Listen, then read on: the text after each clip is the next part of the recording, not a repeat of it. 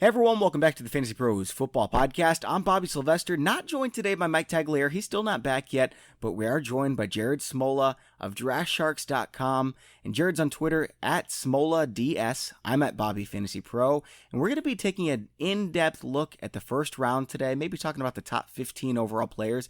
Then we're going to jump over and talk about the NFC West as we continue our divisional previews. And so we've got a packed show today, Jared. Appreciate you coming on. I'm looking forward to this. Yeah, thanks for having me. This is sort of like a bucket list thing, get on the Fantasy Pros podcast, so I can check that off. Well, that's cool, man. We're really glad to have you on. You do great work. All right, so we're just going to jump right into it. Like I mentioned, we've got a lot of stuff going on here, Jared, and we're starting out with the first round, and we're going to go pretty in-depth here because, we can talk about Saquon Barkley and Ezekiel Elliott here and there, but for the most part, everyone knows, these guys are high first-round picks, but if you've got the 1-1 pick, are you going with Barkley, Elliott, maybe Kamara or McCaffrey? All right, so as of now, I would go Saquon Barkley, and I say that only because of the Ezekiel Elliott suspension talk, and we know that he's actually meeting with Commissioner Roger Goodell this week. So we'll see about that. If he escapes without a suspension, I would lean Zeke over Saquon Barkley just because I trust that offense. I trust that offensive line a bit more than I do, what's going on in New York right now. Yeah, I'm with you on taking Zeke over Barkley, and this is kind of odd for me because I had Barkley. I was telling people Barkley's my 1-1. I really don't even think it's close, maybe 3 weeks ago, but I've really come around to the idea that the Giants just aren't going to score as much. Ezekiel Elliott does it every single year. 300 carries again last year, 77 receptions. If he's on the field, he's going to get near 2,000 all-purpose yards. He's going to be scoring the touchdowns as well. And yeah, Barkley is a more talented running back, but with the offense the way that it is, Eli Manning's a year older. Odell Beckham's gone. How often are they going to stack the box? We saw Todd Gurley, one of the most, talented running backs in the NFL. He was terrible when they stacked the box against him. 50% of plays for the Rams just a couple years ago. And I think that might be the case with Barkley. So we'll see what happens. I'm going Elliott. I think it's safer. Exactly. Yeah, I think David Johnson last year is the best potential comparison for Saquon Barkley this year. David Johnson, I think, still an elite running back, but just it's tough to overcome an offense that's that poor. And, David Johnson was okay last year. He still finished right around the top 10, but he was disappointing for where you drafted him. If you look at the Giants last year, that offense wasn't as bad as a lot of people think. They ranked 16th in points. They were 17th in total yards, 14th in yards per play. But I think it's going to be significantly worse this year. Like you said, Eli Manning, another year older. Daniel Jones, if he comes in there, he's a rookie quarterback. And, of course, no Odell Beckham. So I think the offense is going to be quite a bit worse than what we saw even last season. Yeah, so who do you have number 2? Is it Saquon Barkley? I'm leaning Alvin Kamara right now, even at number 2, just because that Saints offense it's reliable. Yeah, I have Saquon 2 for now, just because, again, he is an elite talent. He's going to see that workhorse volume. So I think, he at least lays a decent floor week to week because of that volume. But yeah, Kamara, I would not be shocked if we get to the end of the season and he's the number 1 running back. I think it's really just up to Sean Payton and how much volume he wants to give Kamara. We saw it last year in those first 4 games without Mark Ingram. Alvin Kamara was getting workhorse volume and was the number 1 fantasy running back by a pretty significant margin. Here's my knock on Kamara is he doesn't have over 200 carries in a season. He had 120 in 2017. 194 in 2018. Now, granted, he still finished as a top 5 fantasy running back both years. And also, they brought in Latavius Murray, who's been the most efficient running back on the goal line in the NFL over the last 2 seasons. And I'm not sure Kamara is going to get that many goal line opportunities. He had 32 touchdowns the first 2 years. Maybe that comes back a little bit. Yeah, he has had pretty high touchdown rates, so it wouldn't be surprising if he scores a bit less. I do think Latavius Murray is going to step in and see at least the same amount of work Mark Ingram saw near the goal line. But, in the Saints offense, I think there's enough to go around. I'm not too worried about Kamara's touchdowns, sinking too much. But like you said, the lack of rushing volume compared to Barkley and Elliott is what keeps him outside the top 2 for me. Yeah. So do you have Kamara as number 3 or is it McCaffrey, somebody else? If we're talking full PPR, I have McCaffrey as my RB3 and Kamara at 4. And half PPR, that would change? Yeah, half PPR, Kamara bumps ahead of McCaffrey. But I have Barkley and Zeke 1 and 2 across formats. I'll say this, since I had Kamara as my number 2, if that was standard, I'd move Barkley up to number 2. I'd say in half PPR, which is what I'm primarily talking about, is Kamara 2, Barkley 3, but it's really close. I'm not going to fault anyone for taking any of those 3 number 1. I'm a big McCaffrey guy, at least I was last year, but I'm worried with Cam Newton coming back and probably having a more healthy shoulder. He's not going to check down to McCaffrey quite as much. I don't know if they'll be able to give him as many touches as he got last season. What was it, 326 touches? I love McCaffrey. He's even bigger than he was last year, if you can believe it. But he's my clear number 4 behind those 3. Yeah, tough to see him matching last year's reception, numbers. They were just so massive, and I think, you're getting Greg Olsen back. Who knows how long he'll stay healthy? We'll see about that. I think DJ Moore, Curtis Samuel, a couple young wide receivers are in for bigger target shares this year. So I think McCaffrey's volume sinks a bit. I don't think it sinks a ton, though, because the guy is, one of the best pass-catching running backs in the NFL. So I'm not super worried about that, but yeah, it's enough. So you're not moving him out of number 4? You're still keeping him there, or are you moving David Johnson, Melvin Gordon up there? No, yeah. McCaffrey is, clearly, to me, there's a clear top 4, the 4 we talked about. Then there's a bit of a gap down to the next couple guys. So if you get to pick your draft order, do you want, I'm assuming, pick 3 or 4 so you can just make sure you get one of these guys, or do you still want pick number 1? Nope, it's definitely 4 for me. There's not a big enough gap between these 4 guys. I think, the earlier pick you get in round 2 is definitely worth what you're losing from, 1 to 4. I think I'd rather have pick 3 than pick 4, but it's really close. It's probably pick 3, pick 4, pick 2, and then pick 1 in that order. And I think pick 5 is the worst pick to have. Would you agree with that? I wouldn't. I'd rather have 5 or 6 because I like Melvin Gordon and David Johnson enough where I'd like to just get one of those, elite workhorse running backs. So to me, I think 7 is the pick I would least want to have. Yeah, I don't know what I would quite do at 7. We'll get there in just a minute. Before we do, though, I want to tell you guys about an offer that we have going on. So if you've been waiting to play Yahoo DFS like me, it just took way too long for me to get over there. I was playing on some of the other sites, but I started playing on Yahoo DFS for baseball. I'm a really big baseball guy, if you don't already know that. I also host the Fantasy Pros Baseball podcast, and we just actually finished recording an episode right before this one. But I play Yahoo DFS on baseball this season pretty much every day, and I love it. And if you want to make the jump over, we've got an offer where you can get 6 months free of our Hall of Fame subscription. That's a $65 value at FantasyPros.com, and you get access to all our premium features, tools, and content. All you have to do is be a new user to Yahoo DFS and deposit $10. $10 that you can win money with for a $65 value, and that's at FantasyPros.com/offer, and you can check that out for more details. Again, that's FantasyPros.com/offer. So let's jump back over to it. I think the tier is 1 through 3, and then 4 through 6. So, I think I agree with you. I'd be okay with getting pick 5, and I'd probably take David Johnson just over Melvin Gordon. Those two are so interchangeable in my mind, though. And then after that, there's a huge drop-off to 7. Who do you have 5? Is it Gordon or is it Johnson? Yeah, Gordon's my 5. I just feel a bit safer with him because we've seen him do it for, 3 straight years now. He's been a top 8 running back in 3 straight seasons. He finished 5th in PPR points per game last year behind only those 4 guys we just talked about. I think David Johnson probably brings a bit more upside if everything goes well in Arizona. I think he has a better chance to finish number 1 at running back than Gordon does. I think you're right. I think David Johnson could be a league winner. Gordon's not going to hurt you at all. Now, last year, he only had 12 starts, and he was still phenomenal with 14 touchdowns. He's going to get in the end zone. He's really safe.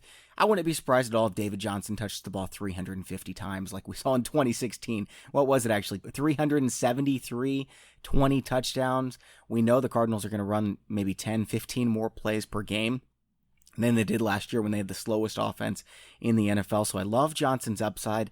The surrounding talent, it certainly helps that he's with a running quarterback. We've seen that help running backs before, but the offensive line still is not very good. In Los Angeles, they've got a really good offensive line. Yeah, that's the thing. I think the Chargers, I think it's probably a top 5 team in the NFL, and you sort of mentioned it with Saquon Barkley. We want our running backs to be on good football teams, so they're not playing catch up and they have the ball and they're sustaining drive. So that's sort of the mark in Melvin Gordon's favor. The knock against Gordon is durability. He's missed 9 games over 4 NFL seasons now, so that's sort of the risk. But when he's on the field, he's a pretty good bet for top 5 production. You're right. So here we are, pick number 7, and first of all, ECR, which is the expert consensus rankings, all the rankings throughout the industry from a lot of fantasy analysts. Let's see, we've got 65 experts right now in ECR. They've got 1 Barkley, 2 Elliott, 3 McCaffrey, 4 Kamara, 5 Gordon, 6 Johnson. So pretty much right in line with what we've been talking about. And ADP is exactly the same. We've also got Hopkins number 7 in ECR, Hopkins is number 7 in ADP. Is that who you would take here? It's not. My 7, honestly, right now is probably Travis Kelce. Oh, yes. I love hearing this, man. I'm so high on Kelce, and I would definitely take him in the first round. I don't know if I would go 7 quite yet. I've got Julio Jones here, but it is a big deal getting Travis Kelce compared to the other tight ends. Yeah, again, I just think the edge he gives you at that position is so much bigger than what you're going to get, say at wide receiver by taking Hopkins or even a Julio Jones, who I, by the way, have as my number 1 wide receiver. So I'm with you there. But yeah, Travis Kelce, I mean, he's finished number 1 among tight ends in 3 straight seasons. Last season, he had the 4th best fantasy season by a tight end in NFL history. And I think he could be better this year when you think about Tyreek Hill maybe not being there for, 4+ games, and Patrick Mahomes, who really should still be getting better in just his 2nd season as a starter. Yeah, I think that there's a lot of upside with Kelce and a really safe floor. I mean, his floor is probably finishing 3 or 4 fantasy points per game better than the tight end 4, right? I mean, that's an incredible floor. And then he's got this ceiling to be, if he was a wide receiver, the number 1 wide receiver in football. And we're talking about him as a tight end. So we remember Rob Gronkowski when it put up that historical season. If Tyreek Hill's out 6-8 games, Kelce could do that this year. We were drafting Rob Gronkowski 5th overall. Right, yeah. I believe that Kelce's fantasy point total last year would have been like 8th best among wide receivers. So you're basically getting a wide receiver 1 in your tight end spot. And even with Zach Ertz and George Kittle, I have some concerns about those guys. Ertz with Dallas Goedert there, potentially stealing some targets. Kittle, I just think he's due to regress. He was so efficient last season, so I think his numbers might take a step back. And again, I think Kelce could be even more productive this season. So Jared, when we're looking at our rankings, a lot of people think different things with rankings. It's, some people are putting their rankings where they think the players will end up in terms of VBD. Some are saying, this is how I would draft. Which is it for you with Kelce? Because I think if you're in a 10-team league and you've got the number 7 pick, I think Kelce's getting back to you in the 2nd round. So would you take that chance? You need to factor in ADP when you're drafting, obviously. I think everyone knows that. So, yeah, someone like Travis Kelce, I don't have his ADP in front of me. It seems like it's climbing. 16 right now. Okay, 16, yeah. So which is still not high enough. I would take him 9 or 10 probably. Yeah, it's not high enough, but, if you're picking 7 and you're waiting till the middle of round 2 for your next pick, I think it's probably, less than a 50-50 chance that he's making it back to you. So I'd probably lean towards just taking Kelce there. I think if you get to, pick 9 or 10, that's when you can gamble, maybe take a Julio Jones or one of these other running backs and then hope Kelce gets back to you in the 2nd. So after Kelce, are you going with a running back or a wide receiver next? I have 3 wide receivers next to my rankings. Okay, and this will be interesting because there's a top tier of 5 wide receivers. You can put them in whatever order, and I don't think anyone reasonable is going to complain. Yeah, I do think DeAndre Hopkins is probably the safest bet. Last year, he was a top 36 PPR wide receiver in every single game he played. So from week to week, he was just super reliable. He's also missed just one. And he was playing hurt. He was playing hurt. And I like that he plays through injuries because the guy's only missed 1 game through 6 NFL seasons. So you sort of, know he's going to be out there for you. So he just gives you that reliability. So if you're looking for safety, I can't argue with Hopkins, in that 7 or 8 spot. Yeah, I definitely like Hopkins. I've got him as my number 2 wide receiver right now, behind Julio Jones. I just am a little bit worried about Kiki QT and Will Fuller both being on the field at the same time, and Deshaun Watson getting killed. 62 sacks last year. They didn't do much to help their offensive line. Now, Watson is phenomenal, right? If he was able to do that with 62 sacks, he's got upside for a lot more. He was so efficient last year, too. I thought he was going to come crashing back down to earth, but he just got so much better. Touchdown rate wasn't there, but that was the only difference. But yeah, Hopkins has a huge floor and a huge ceiling. I've got Jones by just a little bit. Yeah, I agree. The offensive line in Houston is a concern for all of these guys. They added a couple of rookies in the 1st and 2nd round, so we'll see if that helps. And yeah, like you mentioned, I do think DeAndre Hopkins' target volume is set to take a bit of a hit. He saw 32% of the Texans' targets last season. That's just a huge number. So if QD and Will Fuller can stay healthy, and play more games than they did last year, I think we see, Hopkins come down to, 27, 28% of the targets. Even still, he's a guaranteed top 5 wide receiver if he's on the field for 16 games. He's really safe. Who do you have as your number 2 receiver? Is it Julio Jones? I actually have Julio as my number 1 guy, and Hopkins is my number 2. So I'm with you. on Julio. Everyone complains about the touchdown production, and yeah, it's not quite to the level of a Hopkins or a Davante Adams, but Julio Jones is just a yardage monster. 1,400 plus yards in 5 straight seasons now. No wide receiver has more receiving yards over the past 5 years. And he's back in Dirk Cutter's offense this season. Julio spent 3 years in Cutter's offense earlier in his career and put up monster numbers. He averaged 94 yards per game, half a touchdown per game. So, we'll take those numbers. A lot of people are asking me, because I've got Julio Jones, as my number 1 wide receiver. Hey, aren't you worried about Calvin Ridley? Well, sure, but he was there last year, and Julio Jones put up almost 1,700 receiving yards. Exactly, yeah. And Dirk Cutter has been a pass-heavy play caller throughout his coaching career, including those 3 years in Atlanta. So I think there's plenty of targets to go around. I don't think Ridley is going to eat into Julio Jones's targets. He might eat into Mohamed Sanu or Austin Hooper or whoever. Yep, I agree with that. So we've got 7 and 8. Julio Jones, DeAndre Hopkins. We'll get to pick 9 here in just a second. But first I want to talk to you guys about Roman. Guys are terrible at taking care of their health, whether it's a knee injury, a bad back, something worse. I might have broke my pinky yesterday playing full contact pool volleyball. I should probably go to the doctor, but I haven't yet. It's just an example, right? Guys are usually more comfortable just rubbing some dirt on it than seeing a doctor. I'm guilty of it myself, like I just mentioned. The same is true for erectile dysfunction. Studies show 70% of guys who experience ED don't get treated for it. Thankfully, Roman's created an easy way for you to chat with your doctor online. With Roman, you can get medical care for ED, if appropriate, from the comfort and privacy of your own home. You can handle everything online in a convenient, discreet manner. Getting started is simple. Just go to GetRoman.com/FantasyPros and complete an online visit. If your doctor decides treatment would be appropriate, they can prescribe genuine medication that can be delivered in discreet packaging right to your door with free 2-day shipping. Guys, go talk to your doctor. Erectile dysfunction can be tough to tackle, but it's really important to get checked out. With Roman, it's easy to connect to your doctor. Just go to GetRoman.com/FantasyPros to get a free online visit and free 2-day shipping. That's GetRoman.com/FantasyPros for a free visit to get started. GetRoman.com/FantasyPros. All right, moving on to 9. Like I mentioned, I don't think there's much of a difference between wide receiver 1, 2, 3, 4, 5, but this is where I start to put in running backs here. You said you've got your 3rd wide receiver, so who is it? Yeah, Davante Adams for me, sort of the same argument as DeAndre Hopkins. I just think he's super safe. He's Aaron Rodgers' number 1 wide receiver. That's worth a lot. He's really the only guy, I think, on that roster right now that Rodgers completely trusts. So, Adams saw a boatload of targets last year. I think he's going to get a boatload of targets this season. And we talked about DeAndre Hopkins. He was a top 36 wide receiver in every game last year. So was Davante Adams. He missed the season finale, but he was a top 36 wide receiver in all 15 of his games last season. 3 straight seasons with double-digit touchdowns as well, 169 targets. And I heard Aaron Rodgers say, I went back and looked at all the tape, and Davante Adams was open a lot more than I actually passed him the ball. So maybe he bumps up to 190 this year. I don't have him as my number 3 wide receiver. I've got Odell Beckham just because I think he's the most talented receiver in the NFL. I think he's in the best situation out of all of these receivers, DeAndre Hopkins, Julio Jones included.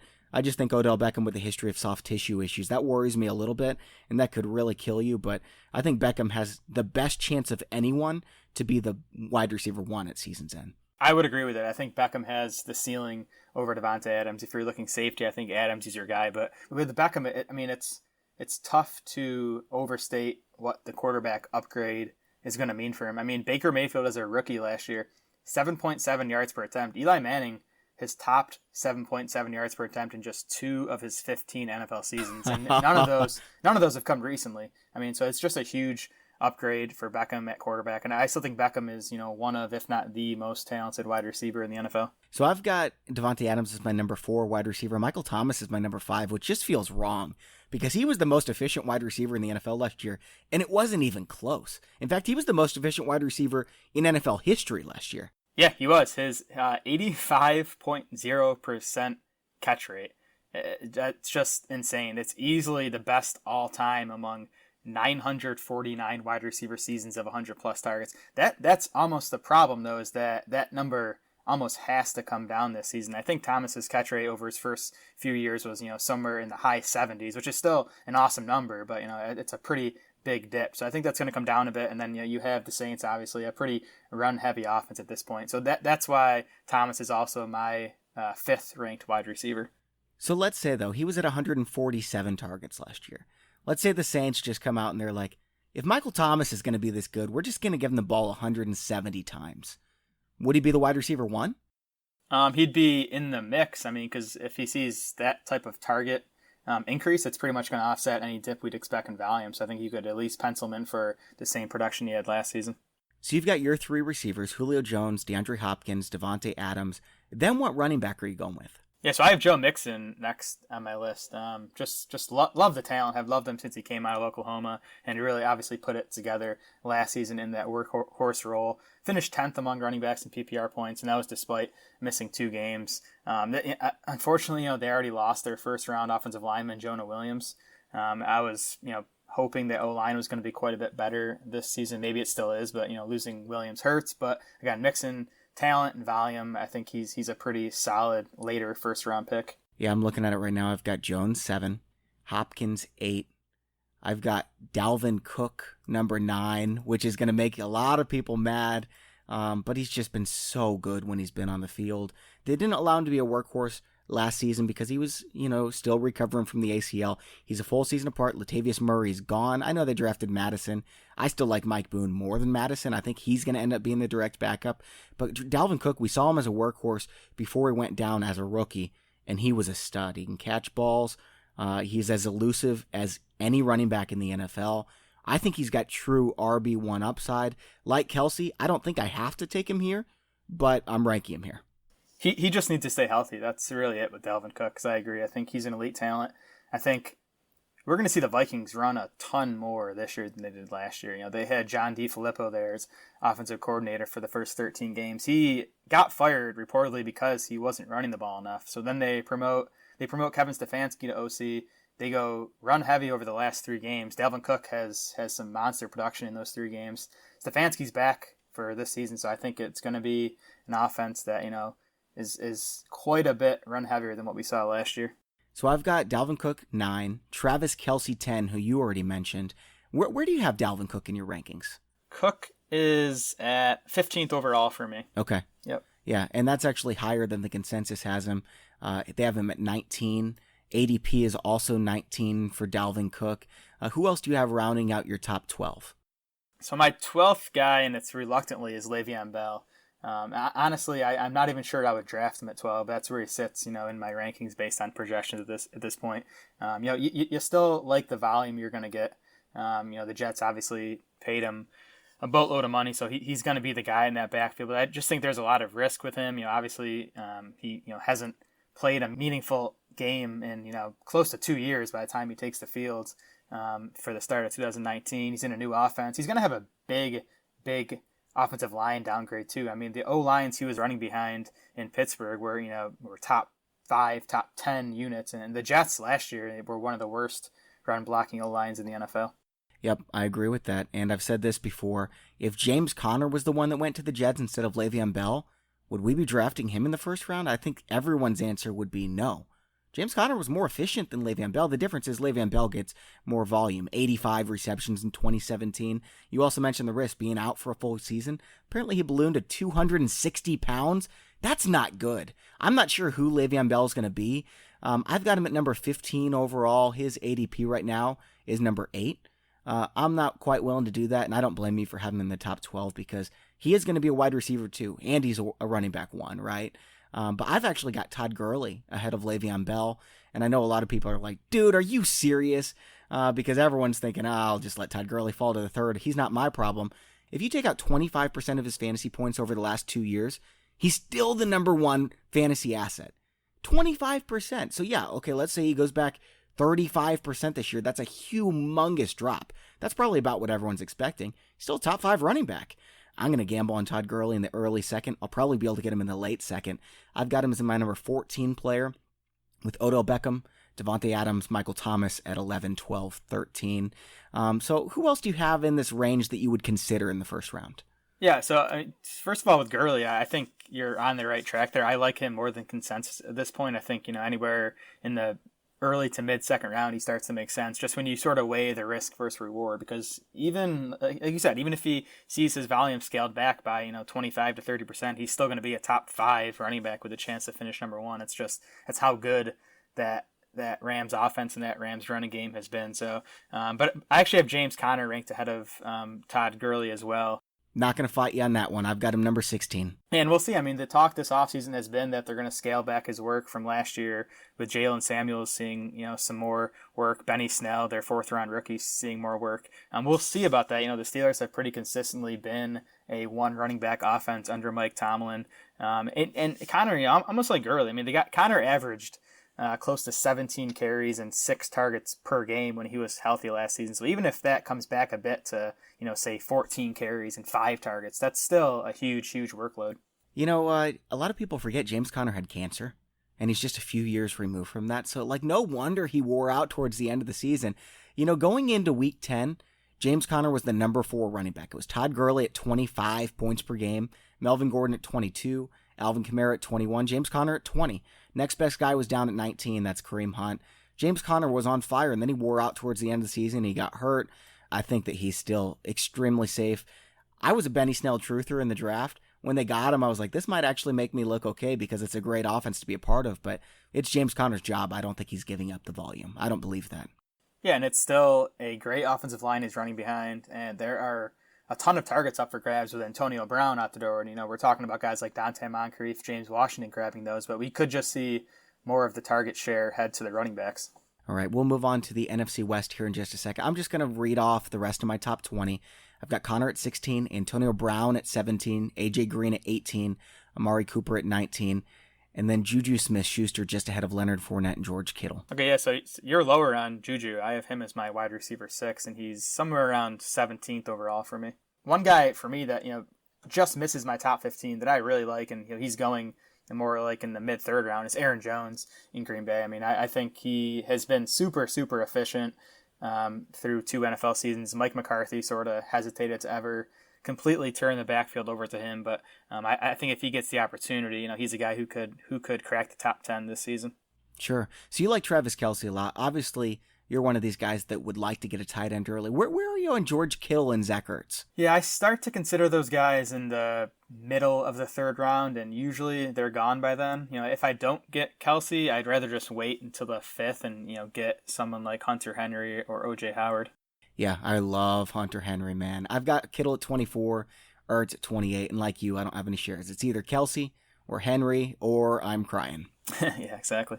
All right, guys, we're going to jump on over to the NFC West preview. We're going to be talking about every fantasy-relevant player from all 4 teams. Before we do, though, I want to remind you all, we've got a signed Travis Kelce helmet to give away to one of our listeners. All you have to do to enter is go to fantasypros.com/contest. It takes about 30 seconds to enter, and then check out Pristine Auction while you're at it. They're one of the sponsors of today's show, and they've got hundreds of items that they auction off every single day. No matter who your team is, no matter who your favorite player is, you're going to be able to find something that you absolutely love, and chances are you're going to find like 20 things you love. I mean, my office is filled with stuff from Pristine Auction now because I always find such good values. There are always values to find every single day, and don't worry, everything's guaranteed authentic from only the most trusted sources at pristineauction.com, Pristine auction.com. And when you sign up for Pristine Auction, they ask for a registration code right there at the top. If you just enter Fantasy Pros, all one word, it's going to give you $5 off, and it does us a favor because it tells Pristine Auction, hey, our podcast is actually sending people your way. Again, that's pristineauction.com, Pristine auction.com. Now, Jared, let's move on over to the NFC West, and we'll start out with the NFC champions, the Los Angeles Rams. Now, we're going to talk from a fantasy perspective, but I also want to get your 2 cents on what's going to happen in the NFL. Are the Rams still the class of this division? Of this division, I think they are. I think Arizona and San Francisco are a couple teams on the rise, but I think it's still LA. Yeah, I think this is maybe the worst division in all of football. Now, the Rams took a big step backward this year. I don't think they're really... I wouldn't surprise me if they made the Super Bowl, but they're not in my top 4 teams to make the Super Bowl from the NFC this year. They lost a lot on defense. They lost a lot on the offensive line. Jared Goff looked like a human in the second half of the year. I don't know if teams figured him out or what the deal was, but and then the Todd Gurley situation, so we'll see. I think the Rams will run away with this division, but once we get to the playoffs, there's a couple teams that I like quite a bit more. Yeah, I would definitely take the Saints over the Rams at this point. I mean, we all know what happened in that game last year. It really should have been the Saints in the Super Bowl. Yes. I think, just off the top of my head, Green Bay, I think, is right there. And I think Minnesota is a team that is really going to contend for the NFC crown this season. I agree. Those are my three big teams: Vikings, Packers, Saints. I would take any of those three over the Rams right now, and then it's probably the Rams. The Bears are in the conversation as well. I mean, let's not forget them in the mix of the Vikings and Packers. They won 12 games last year. They won that division by 3.5 games. Cowboys are up there. Eagles. There's a lot of competitive teams in the NFC. All right, so Rams at 13-3. We'll start with them. And Jared Goff is somebody that a lot of people are eyeing as, they're waiting at quarterback. He's the guy they want. Does it concern you at all that he was just a big turd at the end of the year? I think the issue was the loss of Cooper Kupp. So I have Goff splits in front of me here in games with and without Kupp. So in 24 career games with Kupp, Goff has averaged 279 yards, 1.9 touchdowns per game. In 11 games without Kupp, those numbers dropped to 251 yards, 1.45 touchdowns per game. So I think the key for Goff, as far as a fantasy quarterback goes this year, is getting a healthy Cooper Kupp back. That's really interesting. I'm looking at Tom Brady, what he's done over the course of his career. Per game, it's not as good as Jared Goff has been with Cooper Kupp, so that's interesting. A lot of you guys say Tom Brady's the greatest quarterback of all time. I won't get into that, but Jared Goff has been exceptional with Cooper Kupp. Now, I'm not drafting any Jared Goff because I'd rather have Kirk Cousins as my guy, Dak Prescott, if I'm waiting on quarterback. In a 2-quarterback league, I like Matthew Stafford, but I can't blame you for liking Jared Goff. I think he's got a top 5 quarterback upside, too. Yeah, he does, and kind of like you, I'm not reaching for him. I think he's part of that super big tier from like quarterback 10 to 20, where I'm just sort of waiting until the end of that tier and grabbing whoever's left. So I'm not reaching for Goff, but I think he's definitely in the mix, and I think you're going to be fine if he's your quarterback 1. Would you rather have Jared Goff than maybe even Cam Newton or Drew Brees? I would rather have Goff than Brees. I'm low on Brees this year. I would rather have Cam Newton as long as that shoulder is checking out okay this summer. Yeah, and we'll see about that. Okay, running back. We talked about Todd Gurley just a little bit. Now, you didn't have him in your top 20, so how far down would it take for Gurley to drop for you to draft him? Probably late second round, so I guess he's probably just outside my top 20. It's just a risk-reward thing. So you'll probably get some shares then. I will, and I have, yeah, and I like that. Again, I think he could be a league winner. If you're getting him in the second round, if you're pairing Gurley with Zeke Elliott, I mean, that could be a monster 1-2 punch at running back. Oh, man, wouldn't that be nuts? Can you imagine? And then right after that, you get Aaron Jones to start your team with 3 incredible running backs. Yep. I mean, I would say there's probably a, 35% chance Todd Gurley's a top 3 running back this year. If you draft him in the late second round, that's a league winner, no doubt. Yeah, it feels right. And listen, man, I buy Darrell Henderson cutting into Gurley's volume a bit this season, but like we've said, that can happen. And this situation for Gurley is still good enough where he can be a top 5 running back even if he's seeing a bit less work. So let me ask you 2 questions about Darrell Henderson then. Where are you drafting him now? And let's say Todd Gurley's one of these guys that it happens every preseason. One guy that we're drafting in the first 2 rounds is out for the season. Let's say Todd Gurley goes down for the season. Are you drafting Darrell Henderson in the first round? Okay, so as of now, I'm drafting Darrell Henderson nowhere near where his ADP is. I think he's going in like the 5th or 6th round right now. He'd need to get into the 8th or 9th for me to be interested. I don't think he's going to see enough work as long as Todd Gurley's healthy to be more than like a running back 3 or flex. I think you're looking at somewhere like 6 to 10 touches per game. If Gurley, let's say Gurley's out for the season, then I think Henderson becomes maybe a 3rd rounder for me because I don't think Henderson would step into Gurley's role. I think it'd be a committee with Darrell Henderson and Malcolm Brown, who the Rams really like and just re-signed this offseason. I agree with you. I'm not going to have any Darrell Henderson because I would say 3 running backs and 4 wide receivers, my tight end, maybe my quarterback, depending on if I get Aaron Rodgers in the 5th. Otherwise, I'm waiting for, like I said, Jameis Winston, Dak Prescott, even Kirk Cousins really late. So I won't draft Darrell Henderson any sooner than pick 105 maybe, because I still believe in Malcolm Brown. I don't think it would just be all Darrell Henderson. So I agree with you on that. Now, I want to talk about their tight ends. And this is only for deeper leagues, now especially best ball leagues. Do you think Gerald Everett has any fantasy appeal at all? Or Tyler Higbee? I think in best ball leagues, Gerald Everett is in the mix for me as like a tight end 3 near the end of drafts, just because he's tied to this Rams offense. And I think there's a chance. We know touchdown production is so volatile, and I still think this Rams offense is going to score a bunch of touchdowns this season. And there's some chance that Everett gets 6 or 7 of those touchdowns, and if he does that, you're talking about a top 12 tight end. So I'm not super excited about him. I don't think there's going to be any point during the season where we're comfortable starting him in a lineup setting league. But I think in best ball he makes sense near the end of drafts. Definitely not week to week. I mean, I guess he has the upside. Who knows if he's going to be one of these guys like Gary Barnidge morphed into one of those guys. It could happen. I'm not planning on it. But in terms of streamers, you've always got someone who's going up against, the worst or second worst team against tight ends in the league. And so that's who you want to stream. Usually it was the Browns or the Giants or something along those lines. But if you don't have one of those guys, I think Gerald Everett's going to be the guy that I want to stream just because he's got that tight end upside. Even Dallas Goedert, I'd be willing to stream because he's going to score touchdown 1 out of every 3 games. And that's what you're shooting for. It's touchdown or bust. Yeah, I mean, I wish Tyler Higbee would just go away. If you combine Everett and Higbee's numbers last season, you get tight end 8. I mean, that's the type of upside Everett would have without Higbee there. What worries me, I mean, Higbee out-targeted Everett 8-7 in the Rams' 3 playoff games last season. Obviously a small sample size, but I mean, it seems like Higbee is still part of the plan, and that just sort of caps Everett's upside. This isn't especially fantasy relevant, but I'm so intrigued by this idea, right? That Blake Bortles was terrible in Jacksonville, but Sean McVay is the GOAT. Well, he's not the GOAT. Bill Belichick's the GOAT. Everyone knows that. Sean Payton's still probably number 2, and McVay's right in the conversation, though. But if anything was to happen to Jared Goff, would you want to own Blake Bortles with Cooper Kupp, Robert Woods, Brandon Cooks, Todd Gurley, Darrell Henderson, and Sean McVay? Definitely. This might sound crazy, but Bortles might outproduce Goff in Los Angeles because he runs. Exactly. He's not as good as a passer, but that running ability is just huge in fantasy. I mean, he was a top 12 fantasy quarterback 3 straight seasons in Jacksonville with Marquise Lee and Allen Hurns as his wide receivers.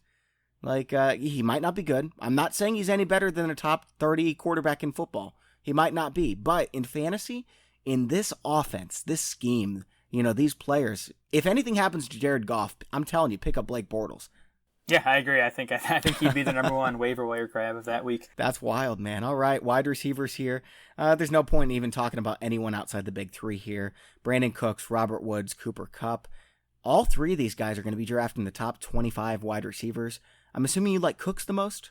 I actually like Woods the most. He came out, I think, 1 spot higher in my rankings. And I also think he gives you just the most reliability from week to week. We talked about Devontae Adams and DeAndre Hopkins finishing top 36 every single week. Robert Woods was a top 36 wide receiver in 14 of 16 weeks last year. That was third highest among wide receivers. So he just gives you that nice floor from week to week, which I like to have, especially in standard lineup setting leagues. He's the man. Yeah, I'm looking at ECR right now. And ADP. And there's a pretty clear tier that ends with Keenan Allen, Amari Cooper, Adam Thielen, Stephon Diggs, whatever order you want to put them in. Then right after that, it's Cooks, Woods, Julian Edelman, Kenny Galladay. I've got Cooks at the top of that, but yeah, Robert Woods is right behind him with ECR 15, Robert Woods ECR 16, ADP 16, and 18. The thing I love about Cooks is, you're right, he's not as consistent to Woods, but 4 straight seasons of 1,000 yards, 115 targets. He gets in the end zone as well. He's going to have those big weeks, and I don't mind so much having a guy who's going to disappear here and there as long as at the end of the season, he's giving me more fantasy points. You know what I mean? Yeah, 4 straight 1,000-yard seasons with 3 different teams, which is pretty amazing. So yeah, and he's still young too. Yeah, I think he's an awesome player, and I actually think Cooks is probably in for some positive touchdown regression this season. He scored just 5 times last year, but he actually led Rams wide receivers in both red zone targets and targets inside the 10-yard line. So we got a bit unlucky there. I think, we could easily see him scoring 7 or 8 times this year. Yeah, and then Cooper Kupp, ADP 19. I'm a little bit skeptical just because coming off a major injury, and, ACLs aren't what they used to be, but is he even going to be ready for week 1? Exactly, yeah. I'm lower than consensus right now on Kupp. I just need to see him healthy. Didn't do much this spring. Sean McVay said the goal is to have him ready for week 1, so didn't fully commit to that being the case. So maybe week 5. Yeah, exactly. Yeah, I've got him. ADP, again, is 19. I've got him wide receiver 28. I'd take Golden Tate, Marvin Jones, Mike Williams, Corey Davis ahead of him, DJ Moore. I'm not going to have any shares. Yeah, he's wide receiver 24 for me, so I'm lower than ADP. All right, let's move on to the next team in the standings, and that was the Seattle Seahawks last year, 10-6. Now, they had absolutely nothing besides Russell Wilson, who is so underrated. I mean, but they don't use him. Is this going to change this year? I don't think so, because Brian Schottenheimer's back, and he's already said this spring that he wants to run. So unfortunately, I think volume is going to be an issue for Wilson again this season. Yeah, and the thing is, Russell Wilson's not the one running anymore. He used to be, and if he's going to throw the ball 450 times, and he's not going to run the ball, he's not a top 12 quarterback in my mind. Right, so Wilson finished quarterback 10 last year, and that was despite an 8.2% touchdown rate, and that's a massive number. Yes, not sustainable. Not sustainable. You look at his first, I think it was 5 or 6 years in the league, 5.7% TD rate. Even that's a high number, but it's 2.5 percentage points lower. So I think his touchdown production's coming down. So if his passing volume doesn't climb, I think he's going to have trouble even finishing as high as he did last year, which again was quarterback 10. Yeah, I got a lot of hate when I posted. You get hate whenever you post your rankings, and a lot of it's in a loving way, whatever. Some people are just jerks. But when I posted that I've got Russell Wilson outside my top 10, I don't think there's ever been as much noise besides when I said I put butter on pizza. But Russell Wilson, yeah, I'm not going to get any shares, no doubt about it. I'd rather have Jameis Winston. Oh, easily Winston for me. I have Wilson at quarterback 14 in my rankings. Yes. All right. Man, we agree on so much. And it's a good thing Tags isn't on the show, because he'd be making fun of us right now, even though he's wrong. Listen, I love Wilson as a player, but I mean, we're talking fantasy football. We're talking the numbers here. Exactly. If I was drafting a quarterback to help me in the NFL, I'd take Wilson, maybe even over Patrick Mahomes. And I know that's going to get me a lot of hate as well.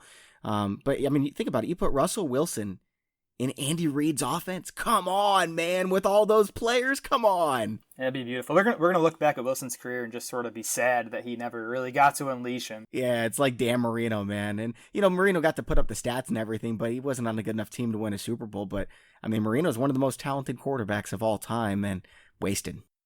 Yeah, and I mean, with Wilson, we haven't even talked about the fact that he lost Doug Baldwin. And I know Baldwin wasn't the same guy last year, but I still think it's a big loss because Baldwin was easily Wilson's favorite target for the past 5 or 6 years. Sure. Yeah, so do you think that it's going to be Lockett this year? Everyone seems to think so. Now, I think you probably know what I believe, since the only thing I ever talk about is David Moore. But do you think it's going to be Lockett who gets a huge bump in targets, or is he just kind of a gimmick receiver? No, I'm a big Lockett fan. I do think he's going to see a bump in targets.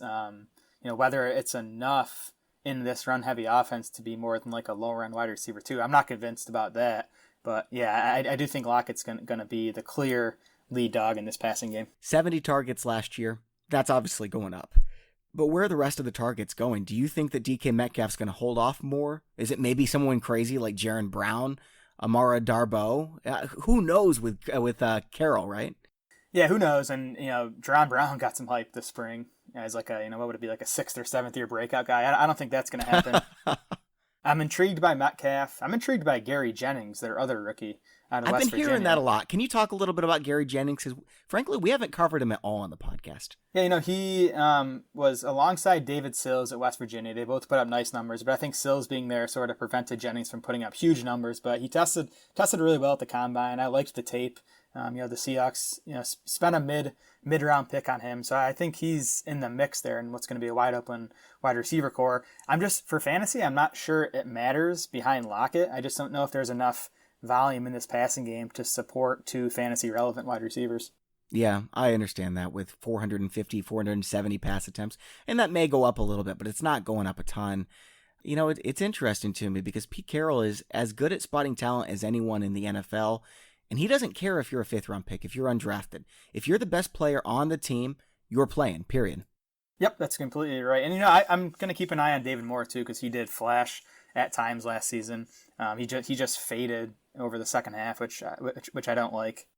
Yeah, I didn't like that either. So I don't need to talk about David Moore anymore. I've done that way too much already this offseason.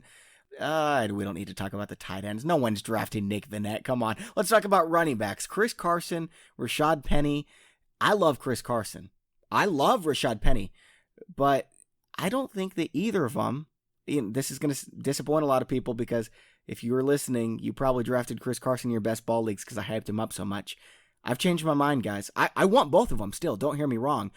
But I want both of them, not just Chris Carson. I think it's going to be a direct split. It's going to be a game-to-game. Who's the hot hand? Who's feeling the best? That's possible. I think Rashad Penny was probably better than a lot of people think or realize last season. But I like both these guys, especially where you can get them in drafts. I mean, Chris Carson's like a 5th or 6th rounder. Penny goes a couple rounds later. It's going to remain a run-heavy offense. We've talked about that. Mike Davis leaves behind 112 carries and 42 targets. So, even if Carson maintains the same role he saw last season, Rashad Penny could also flirt with 200 carries and see a big chunk of those targets. So both of these guys could finish as top 30 running backs. So do you have the Seattle Seahawks finishing number 2 in this division, or do they get caught by one of these upstart teams? I would put my money on Arizona. I love what they're doing there. I think they're going to go 7-9, 8-8, and that might be good enough to finish number 2 in this division. That's interesting, man. I've got the 49ers number 2 and the Seahawks number 3. It's all going to be really close between these 3 teams, I think.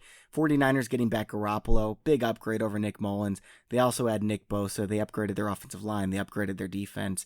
They keep Dante Pettis, but they also have Marquise Goodwin. Jalen Hurd, I think, is going to be a breakout guy. Still have George Kittle. Add Tevin Coleman to the mix. Jerick McKinnon comes back. I like the 49ers this year. I don't think they're going to flirt with the playoffs, but so we'll talk about them next. I think they finished 3rd last year, right? Who really cares when you get 3 and 4 wins? Yeah, the 49ers finished 3rd with 4 wins. So let's talk about Jimmy G. Prior to last year, he played 5 games with the 49ers. Didn't really know the playbook that well. His best receiver was Marquise Goodwin. And if you prorate his games out to 16, he had 5,000 passing yards. But then last year, he was really bad before he got hurt. So I have no idea what to expect here. Exactly. I still don't know if Jimmy Garoppolo is good.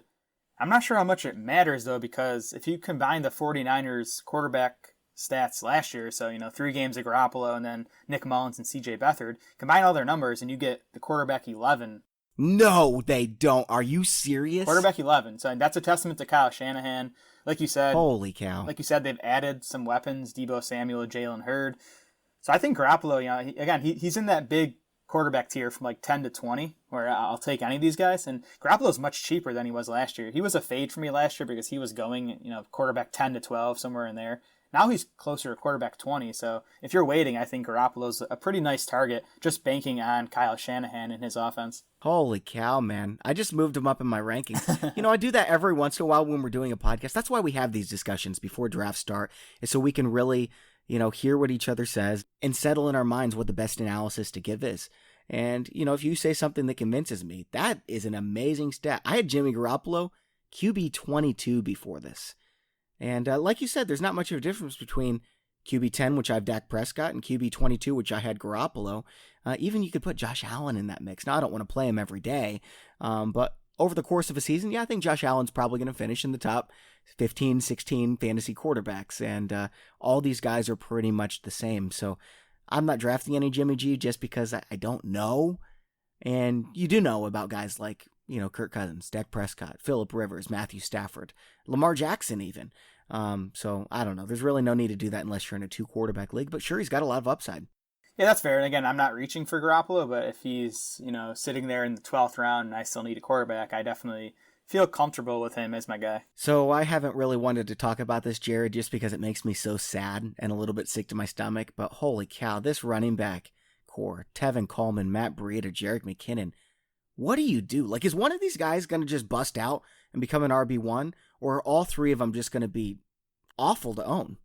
I think if the Niners committed to one of these guys, that guy could, be a top 15 fantasy running back. I think, again, it's a good situation in Shanahan's offense. 49ers running backs last year combined for almost 1,800 rushing yards. They averaged 4.9 yards per carry as a group. I just, Shanahan's already said, he wants this to be a committee, and I think his actions... What a jerk. Thinking about winning and not our fantasy teams, what a jerk. But yeah, I think it's going to be tough. I'm investing in this backfield in best ball, where I don't have to worry about, week to week, but in lineup setting leagues, I think it's going to be awfully tough to rely on these guys. I really want to say, hey, Jerick McKinnon has a chance to be a top 10 running back, so I'm going to draft him.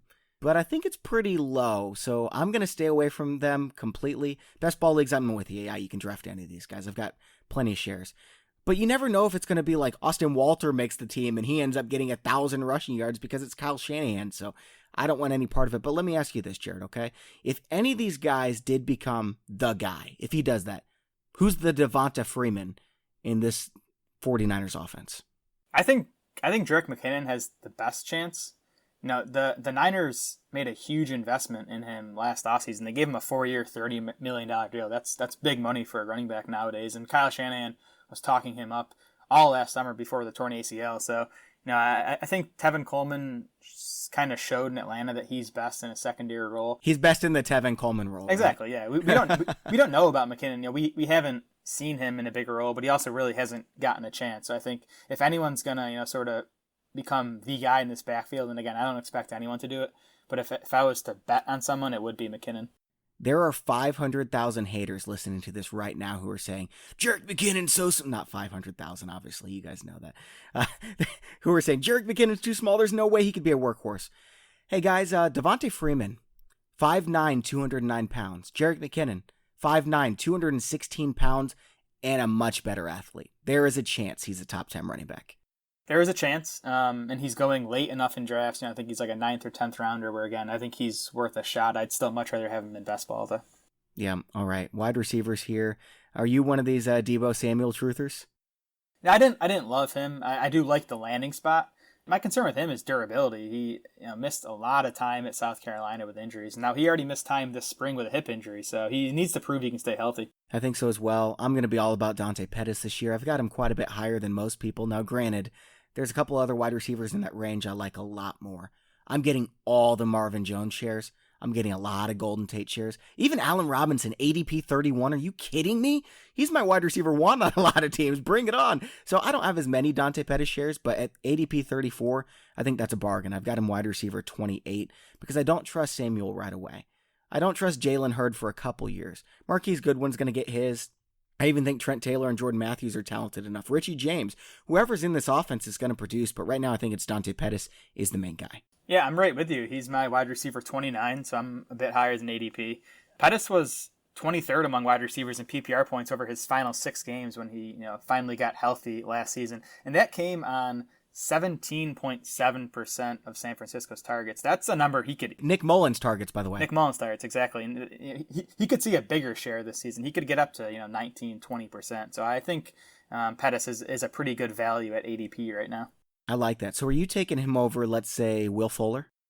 Yep, I have Fuller a couple spots lower. It's tough, though, because Fuller, I could talk about Fuller for 10 minutes, but he is just such a boomer bust guy.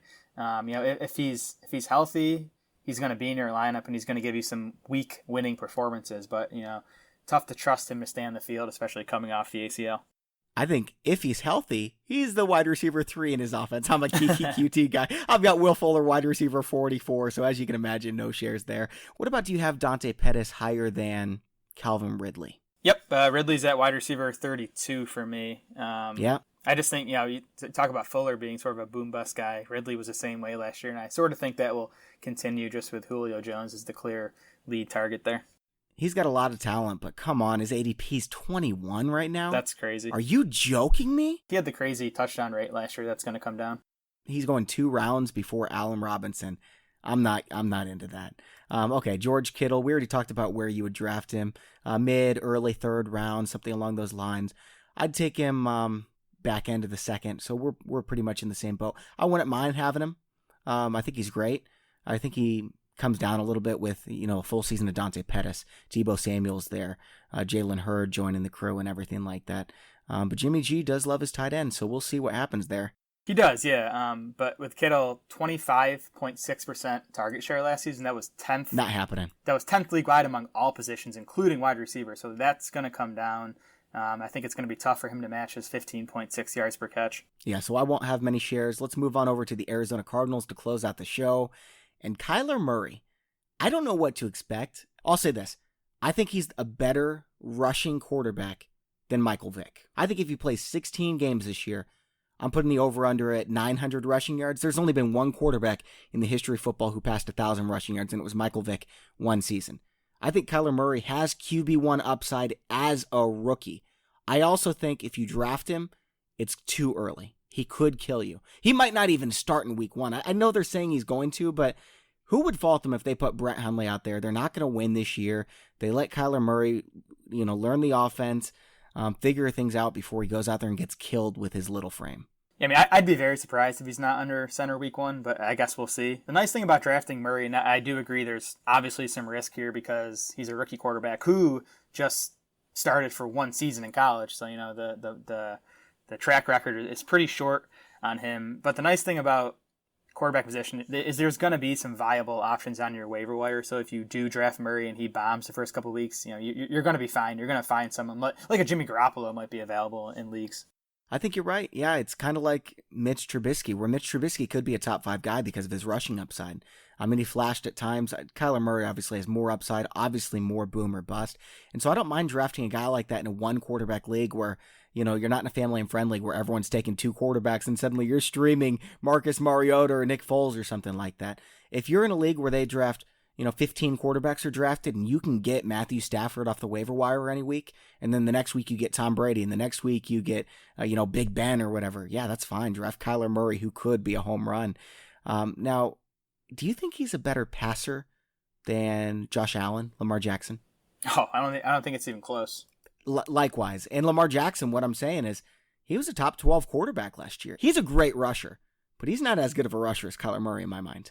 Exactly. So Murray, just the second quarterback in FBS history to throw for 4,000 yards and run for 1,000 yards in a season. The only other one, Deshaun Watson. And, we've seen the type. Colin Kaepernick was really close, wasn't he? He was close. Yep. And, we've seen the upside Watson has brought to fantasy lineups. Even Colin Kaepernick obviously was a big fantasy asset. So the rushing quarterback, I think, remains undervalued in most fantasy leagues. So ADP quarterback 12 right now. That's ahead of some really good guys. Jameis Winston, QB 16. I'm not doing that. I'm not going to have any shares of Murray because I've got Jameis Winston once again. I have Murray at quarterback 10. I have Jameis Winston at quarterback 9. All right. So you'll probably have a lot of shares of Winston too. Unless you're in my league, then I won't let it happen. Sorry. That's fine. All right. We talked about David Johnson pretty extensively. Now, what about Chase Edmonds? Is he someone you want to stash at the end of your bench just in case? I think as far as handcuffs go, he's one of the best ones out there. I think he's clearly the number 2 guy there. So if something happens to David Johnson, he's going to be the guy. I don't think, though, there's going to be enough to go around for Edmonds to be an asset when David Johnson is healthy. I agree. I think most weeks I'll rank Chase Edmonds around running back 55. That is not someone you want to start. If David Johnson went down, Edmonds would be the guy, though, right? In a very good Cliff Kingsbury offense. Yeah, I think he would be. I mean, I don't see anyone else on the roster now who should really threaten that role. Edmonds was okay as a rookie in a tough situation. And yeah, I mean, I want pieces of this Kingsbury offense. You mentioned early about the pace that he's going to bring to this Cardinals team. They were one of the worst in the league last year as far as offensive snaps. Kingsbury, his Texas Tech squads were pretty consistently near the top of the NCAA in offensive snaps. So I think, you're going to see a big boost there. So if something happened to David Johnson, I think Edmonds would see enough volume to be a fantasy starter. I think so too. I think he'd be, I won't say a high-end RB2, but he has that kind of upside, maybe even to be an RB1. I mean, heck, Gus Edwards was an RB1 when he was playing at the end of the year. So that stuff does happen. I don't care about owning the direct handcuff. If I have Johnson, that's fine. I'll get Edmonds, but it doesn't have to be that way. If I don't have Johnson, I still want Edmonds. No, I'd rather have Darrell Henderson. I'd rather have Justin Jackson, a couple guys along those lines. But yeah, Chase Edmonds, I think, is one of the best backup running backs just because of the situation. No competition, running a ton of plays with Kyler Murray. They're going to run the ball a lot. So he's someone I like. I've got quite a few shares in best ball leagues. Now, tight end, Ricky Seals-Jones, Max Williams, Charles Clay, no interest, right? No interest, at least for now. I mean, there's too many guys there. If we get a clear winner, then some interest, probably as like a streamer.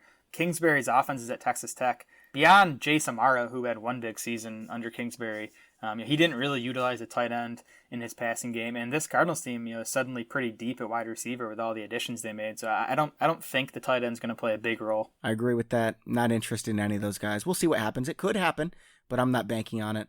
Now, wide receiver, Larry Fitzgerald is 4,000 years old, but he is also the man. So where are you drafting him? I think I'm drafting him a bit ahead of ADP. He's a tough guy to get excited about, and I think we'll have to see how Kingsbury feels about Fitz and how he fits into his offense. I think, there's a chance Kingsbury wants to go with these younger guys, but, as of now, Fitz was still pretty good last year when you look at the situation he was in. So I think if he's on the field, he should still be pretty productive. Yeah, he went 150 targets, 161, and then last year 112. Now, granted, they ran a slower offense like I talked about, but then they add Andy Isabella. They've got Christian Kirk. They've got Hakeem Butler. You could say Chad Williams is in the mix, Kevin White if you want to mention him. Trent Sherfield was actually good at the end of last season, and then they're going to be passing the ball a ton, obviously, to David Johnson. So I don't love Larry Fitzgerald this year, but then when I look at ADP, it's like, okay, I guess I probably will have some shares. ADP wide receiver 39 for a guy who's always a lot better than that, and they're going to run a lot more plays. I've got him as wide receiver 35, right behind Geronimo Allison, who is drafted way later than that, so I can wait on Allison and take Larry Fitzgerald. Yeah, Fitz is at wide receiver 40 for me, so I'm in the same ballpark. All right, the other wide receivers, what do you think? Andy Isabella going to do anything this year? Christian Kirk, Hakeem Butler? Well, Christian Kirk's the guy I'm excited about. I liked him as a prospect coming out. I think his rookie year was probably better than a lot of people realize.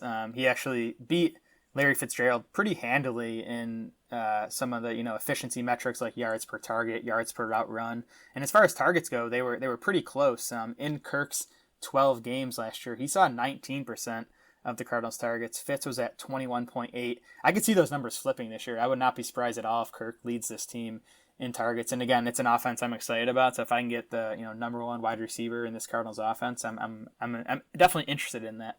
I think most people would consider Kirk the number one. His ADP right now is wide receiver 33, ahead of Dante Pettis, which we talked about earlier. And so I'm not going to have any shares of Christian Kirk. I don't have him too much lower. I've got him at wide receiver 40.